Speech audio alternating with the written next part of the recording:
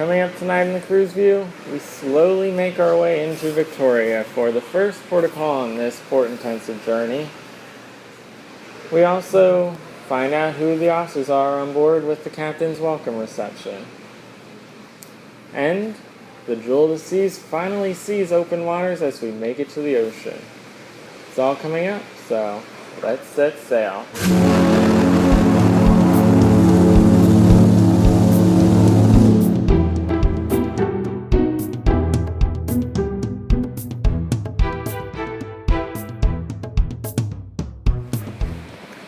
Welcome to day 2 of the CruiseView sailing on board the Jewel of the Seas.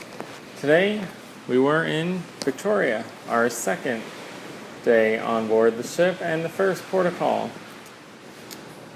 As for the weather today, we are still in Canada and up north, so it is still a little bit colder. We had a sunrise at 6:57 a.m. this morning with a beautiful sunrise to look out at. And a sunset tonight at 7:19 p.m. And while conditions were cloudy pretty much the entire day, they did accent the sunrise and sunset so that while the sun wasn't truly visible most of the time, we did still get a nice sight from them. And forecasted temperature for today was 61 degrees, and originally supposed to be cloudy skies with an afternoon shower. Instead, it ended up raining during our arrival into Victoria this morning. Lasted a little bit after we arrived, but it then cleared up and it got to be very warm in the afternoon. It turned out to be a very nice day in Victoria. So as I mentioned, this morning we did arrive at 7 a.m. and that was the scheduled time, 7 a.m.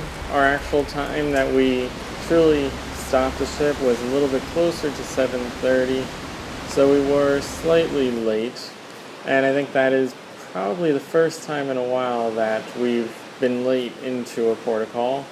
And it's a little surprising because all night we were doing just 3 to 6 knots. Most of the time it seemed to be about 3 knots, and that was creating some very nice conditions throughout the night with winds of just 4 miles an hour over the deck, so it was a very nice time to be out. But we were a little bit late pulling in, and for the most part we were the only ships in port today. That lasted until about 6 p.m. and that is when the Norwegian Pearl along with Holland America's MS Amsterdam pulled in. They both were scheduled to arrive at 6 p.m. and at about 5:30, 5:45 they showed up on the horizon and together made their way into the port.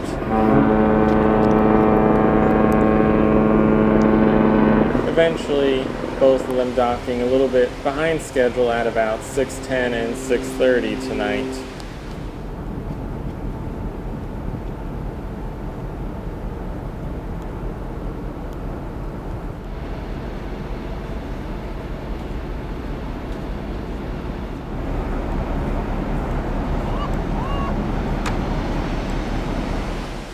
That did lead to our eventual departure though, which was surprisingly prompt at exactly 7 p.m. when we were scheduled to depart.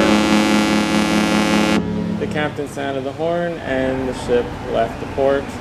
So it seemed like in general Victoria ran behind schedule today. All 3 ships showed up late, but we did leave on time. And up to this point we've been in the bays and in shallower, more protected waters. So there really hasn't been too much motion of the ship as we've sailed. We haven't sailed too much, going just from Vancouver to Victoria, which was a little less than 100 nautical miles, so really not that great of a distance. But overall, there was no feeling of actually being on a ship until about 9 p.m. tonight. That is when the Jewel of the Seas finally reached the ocean and made her way down towards the south to start heading towards Astoria.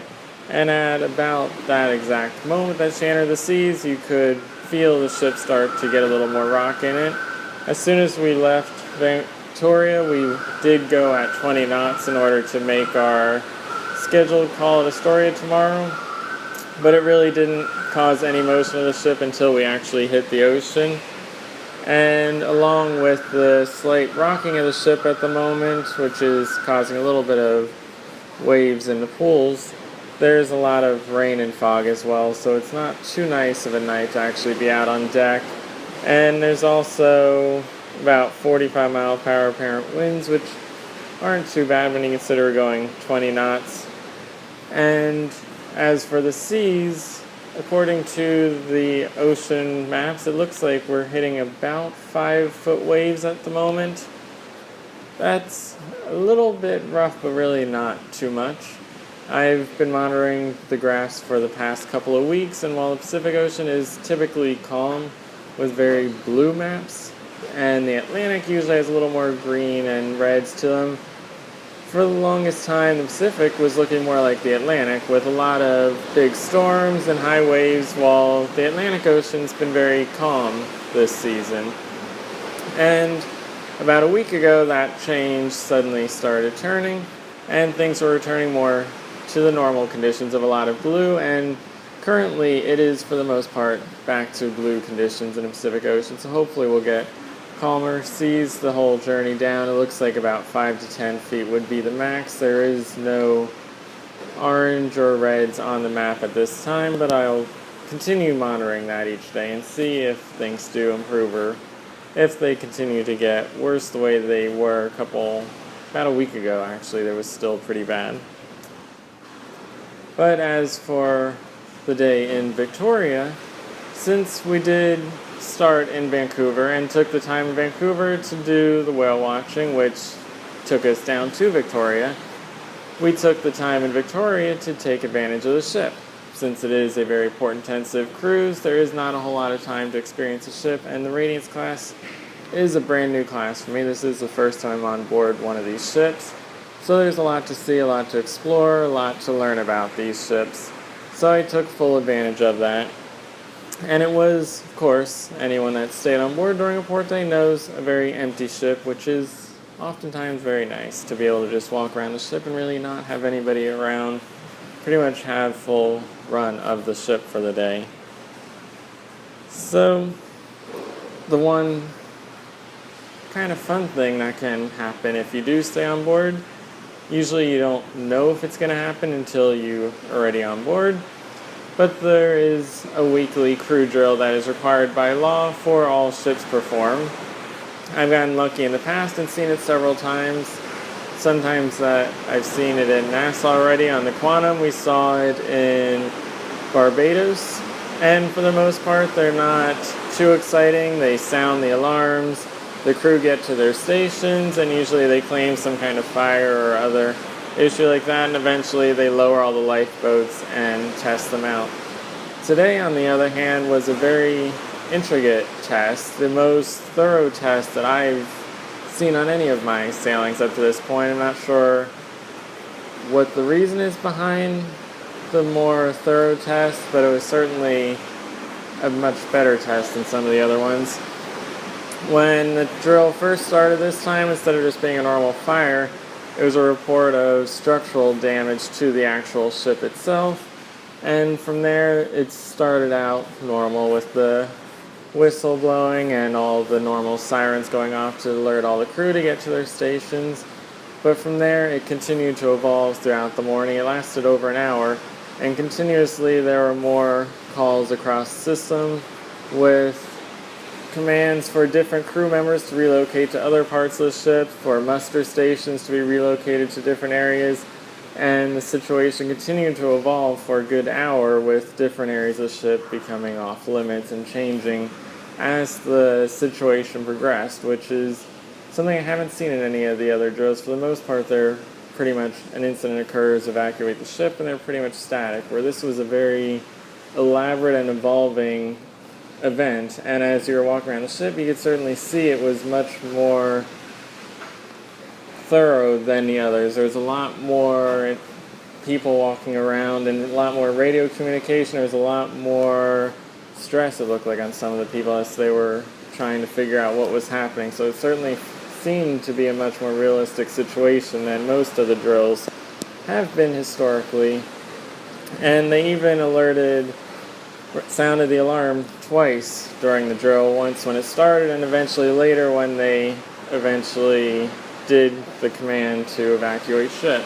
So it was a very interesting drill, and ultimately when it was over, it didn't even stop there. They then announced over the PA system that they were going to remotely close all the watertight doors from the bridge and proceeded with that, which I haven't heard them do on any of the other drills. So there's definitely a more thorough drill going on. I'm not sure if it's something they do monthly, yearly, or what the reason is, but it was a much better drill, I think, than the ones that they've run through in the past, which for the most part feel pretty routine, especially since they do run them every week. And as for the rest of the day, some of the normal trivia and things went on, but there wasn't too much going on board since there weren't a lot of people on board. Most did go off onto land to check out Victoria. But eventually at 7:15, since it was day 2, we did have the captain's welcome reception held in the Centrum. And you can of course check out the full video to hear who all the different officers are on board the Jewel Seas for this sailing. But a couple stats that we did get during that. If you're not aware, the Jewel Seas does have a double occupancy of 2,112 and a max occupancy of 2,502. I always monitor the prices of my sailings to see if I can get a discount. And this sailing for about the past 9 months has almost always been sold out. There have been a few periods where it came back online. There was a little availability, but for the past probably 3 months continuously, maybe even 4 months, it has been fully sold out with not a single cabin available. And yet, with this sold out ship, we only have 2,078 guests, so below a double occupancy.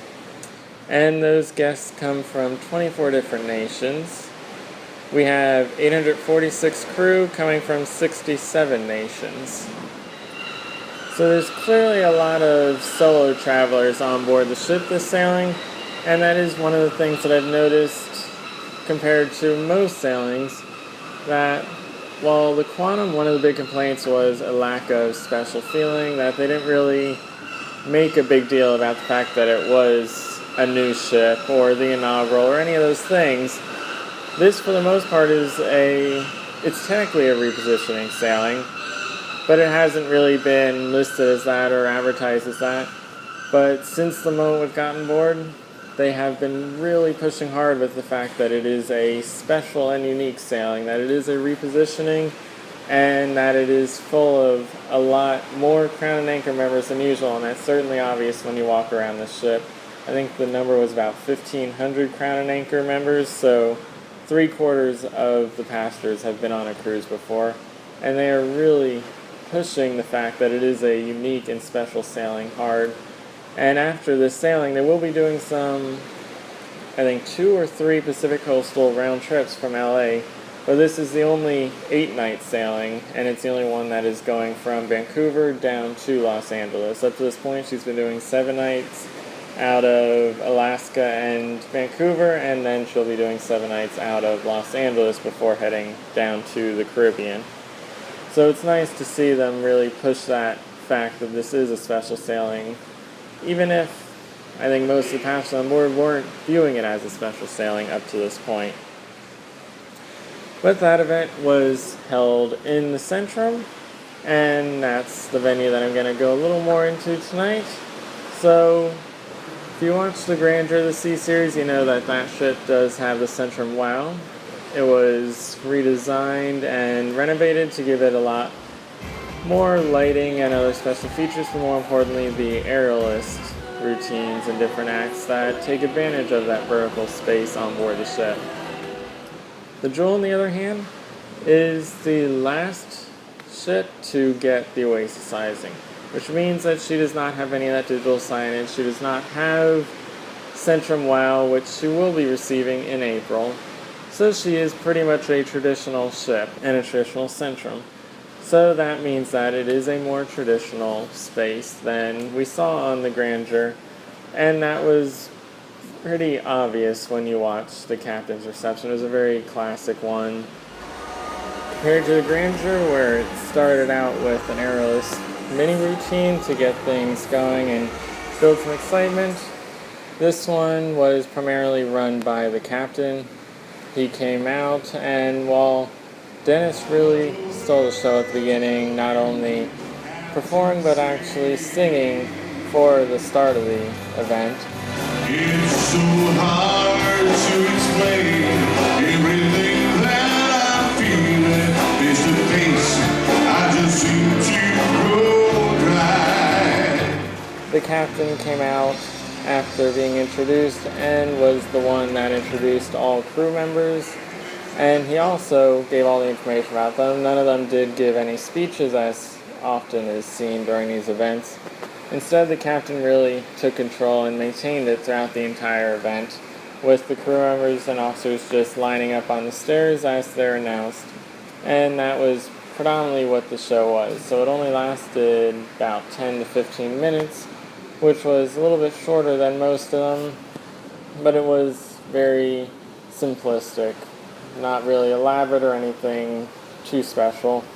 But with the layout of the Centrum on board the Jewel of the Seas, it was a little bit interesting to see how it was run. It was using the stairs, but unlike the Centrum on the Grandeur, where there's a very dominant staircase that is the central focal point of the entire Centrum, on board the Jewel, there's actually 3 different focal points that are all on different sides. You've got the main wall with the water feature on the one side, facing the one end of the ship. Then on the starboard side, you've got the glass elevators that are what would be the focal point on the Grandeur. But then, in addition to those 2, you've also got a staircase on the third side that was the central point used for this event. So between the 3 of them, they kind of blocked views, and it made it a little awkward as the captain kind of had to spin around to talk to everyone and face everyone that was watching. So the venue really isn't conducive to holding events. When not being used for events, though, it is a nice space. It is a very nice looking space. There's a lot of areas to look because there are so many different focal points, but those are the things that do distract it from being an effective venue for events like this welcome reception. But just like the Grandeurs, it also has a Cafe Latitudes that serves coffee and complimentary pastries, as well as a champagne bar and a bar down on the main level, along with a guest services area.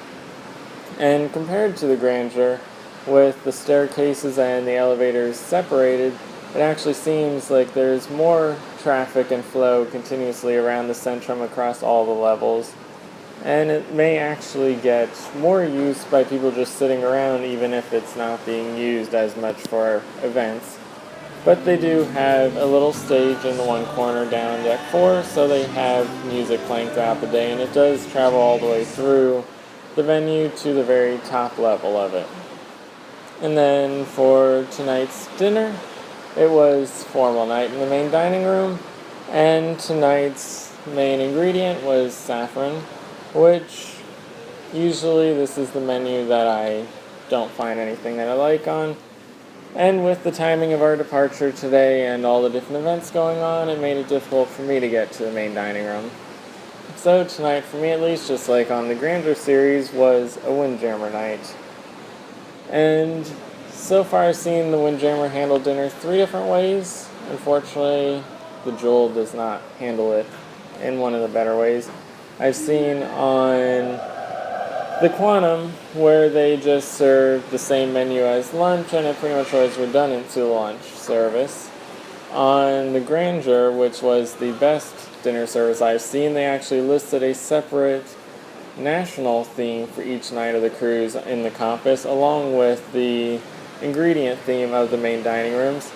And there, they had a huge selection of food, nothing repeated. It was an incredible buffet layout, the best one that I've seen on a cruise. The Jewel had the same layout as the Independence did, where the main dining room and the Windjammer menus are the same.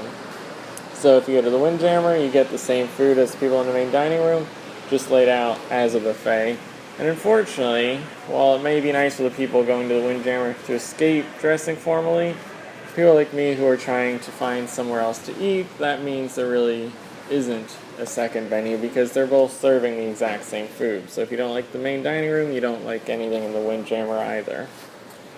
And I don't think most people that do go to the Windjammer are escaping the formality. I'm sure there is a percentage, but every time I've eaten dinner in the Windjammer, if it's been on formal night like this, which it was the second time now, there have been people in tuxes, gowns, everyone in there has been dressed up, so it certainly doesn't seem like they're escaping the formality since they did get dressed up even to go to the Windjammer. But following dinner then, we did have another headliner showtime tonight. Tonight it was Finis Henderson, who is listed as the ultimate entertainer. He was a combination impressionist and musical act. He's kind of interesting. Another one of those ones where it tries to span all the ages, and he does a very good job of it, where basically some people come on and they basically just sing different songs, perform as different popular performing artists. He basically impersonated the artists and tried to recreate their acts not only in the sound of the songs but all the way down to the mannerisms, the dancing, every element of the performance, with things from CeeLo Green and Pitbull all the way back to Elvis. It's unusual, it happens every day, no matter what they say. But the best thing in love was a sister that cousin started with a little kid. She told me to walk this way, walk this way. Throw up a hand if you feel the same way, cause I'm putting it down for me and Dr. Dre. Come on! Here we go, here we go. So there was a real variety in the music, and he certainly had a lot of talent, and I think it definitely had to have appealed to people of all ages because he performed music that was as current as this year to decades ago. So I think everybody on board really enjoyed that performance. And then tonight we had at 10:30 in the Choral Theater as well was the late night adult comedy with Steve Schaefer from yesterday. So he came back out once again and did some more adult humor jokes. This one, in the past, we've had adult comedians as well, and sometimes they go very crude with their humor. This one, while it was adult humor, it had some cursing in it, some inappropriate elements. It was still a very casual, it wasn't truly family-friendly because of the cursing, but it wasn't over the top with the crudeness. It was a very enjoyable and more classy adult comedy performance with a very stand-up feel to it, just like yesterday's show. Too old for MTV, what are you kidding? He's had a birthday last week, 64, how about that shit? Oh, 64.